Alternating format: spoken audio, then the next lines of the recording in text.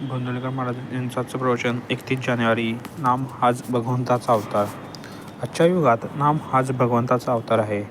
सुस्तांचे रक्षण आणि दुष्टांचा नाश करण्याकरता मी अवतार घेतो असे भगवंतांनी गीतेत सांगितले आहे. त्यावरून असे ठरते की सुष्ट आणि दुष्ट या दोघांचेही अस्तित्व असून त्यात दुष्टांकडून सुष्टांना त्रास होण्यातच भगवंताच्या अवताराची उत्पत्ती आहे.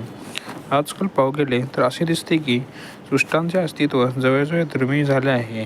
म्हणजे ज्यांचा क्षय झाला असता भगवंताने अवतार घ्यावा ते सुष्टच नामशेष झाले आहेत. मग अवतार तरी कोणासाठी कसा व्हावा?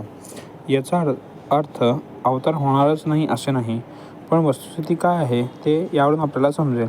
आजची परिस्थिती आणि पूर्वीच्या काळची परिस्थिती यात फरक आहे. पूर्वी सद्भावना जिवंत होती, पण ती उघडपणे कृती करणे कठीण होते. आता सर्वांनाच नाहीशी झाली आहे. म्हणजे पायाच ढासळला तिथे कृतीचा प्रश्नच उद्भवत नाही. पूर्वी सद्भावना सूक्ष्मपणे का होईना जिवंत होती, पण स्थूल प्रकट कृती दुर्घट झाली होती. त्यावेळी भगवंताला स्थूलात येऊन कार्य करण्याचे जरूर होते आणि अशावेळी अवतार घेऊन म्हणजे सगुण रूप धारण करून भगवंताने कार्य केलेही. आताचा प्रश्न दुर्वासना जाऊन सद्वासना कशी उत्पन्न होईल हा आहे.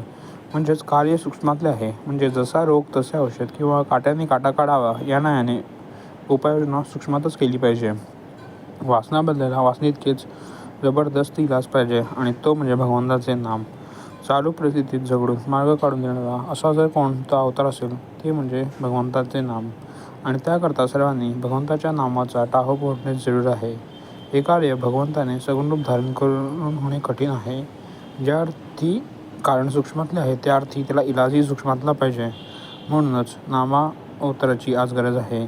प्रत्येक नामागणिक त्याचा अवतार आहे असे त्याचे कास धरणे म्हणजेच भगवंताचे नाम घेणे हे आमचे आज मुख्य कर्तव्य आहे. तेवढे केले की नाम आपले अवतार कार्य करून दाखवेल. आपण आपले प्रेम प्रपंचाकडे लावले आहे ते नामाकडे लावावे, म्हणजे नामस्मरणात फार आनंद येईल. मनाला नामाची चटक लागली आणि नामाच्या प्रेमातच मन रंगून गेले म्हणजे जन्म सफल झाला.